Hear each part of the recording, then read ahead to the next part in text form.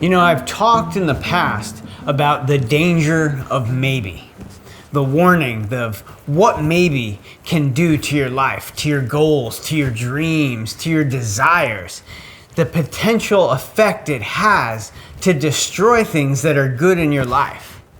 And you know, really what it comes down to is it's a matter of commitment. It's a matter of persistence. And there's not too many stories that sums up persistence, commitment, and the desire to do something better than in this book right here, Think and Grow Rich.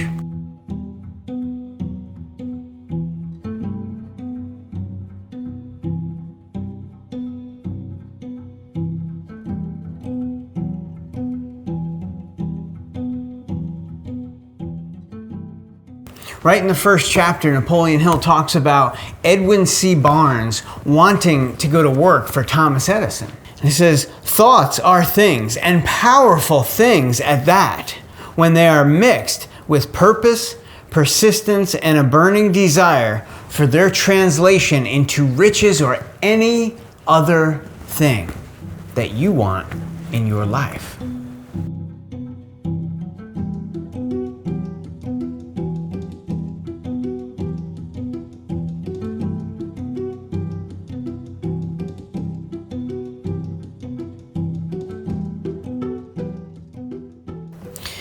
Edwin C. Barnes discovered how true that was. Now, his dream was to work with Edison, the great inventor, back in the early 1900s. Now, to put this idea into perspective for you, Edison back then in the early 1900s was probably comparative to like what Warren Buffett or Jeff Bezos is today. So imagine just a common, ordinary person saying, I'm going to go into business and work with Jeff Bezos. You know, not work for him, not just get a job somewhere in the organization of Amazon, but I'm going to actually work with him side by side.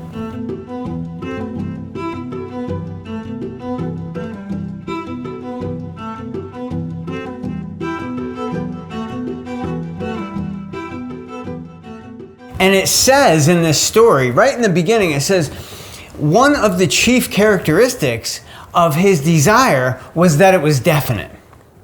See, and when we go back to maybe is the opposite of definite. Maybe is, well, you know, I might do it if everything works out and if all conditions are perfect, then maybe it'll happen in my life. But see, that's not what Edwin C. Barnes was saying to himself. His desire was definite. He's like, I'm going out there, I'm gonna work side by side with Thomas A. Edison, not for him, I'm going to be a partner of his in business.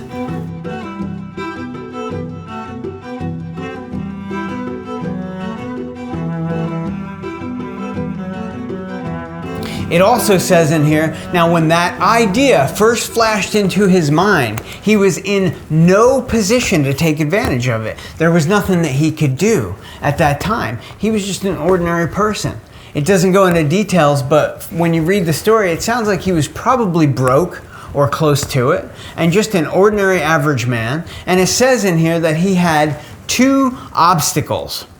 One, that he did not know Mr. Edison, and two, that he did not even have enough money to afford the rail fare to Orange, New Jersey. So what did he do? That did not stop him. Now, most people at that point would get knocked out and they would just say, I'm gonna do something else.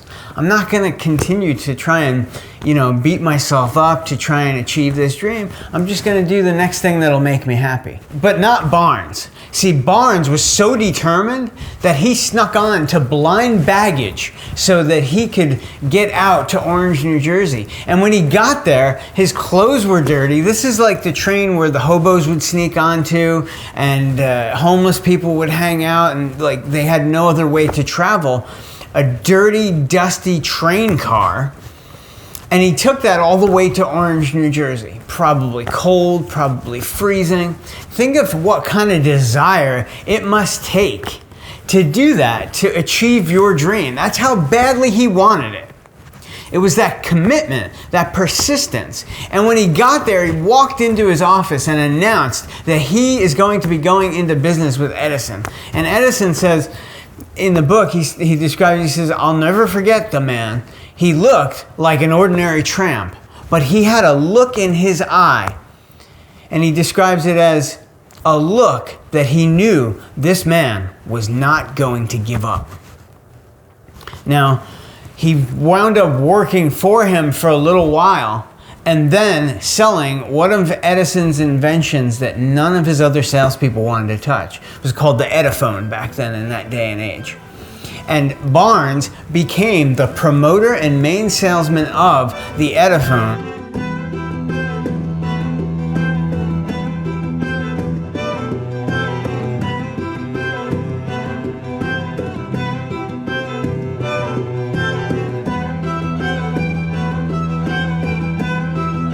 They did not describe what his exact fortune was, but they said it would have well been into the millions.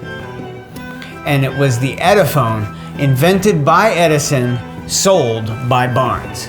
Now, you got to give it up. This is some really great persistence and commitment to be able to do something like that, to overcome something like that. It's the same as saying, if you're an average person working a minimum wage job at, say, Walmart, and you decide one day that I'm going to go into business with Jeff Bezos, founder of Amazon, not work for him, not work for the company, but I'm going to go into business with him and be his partner.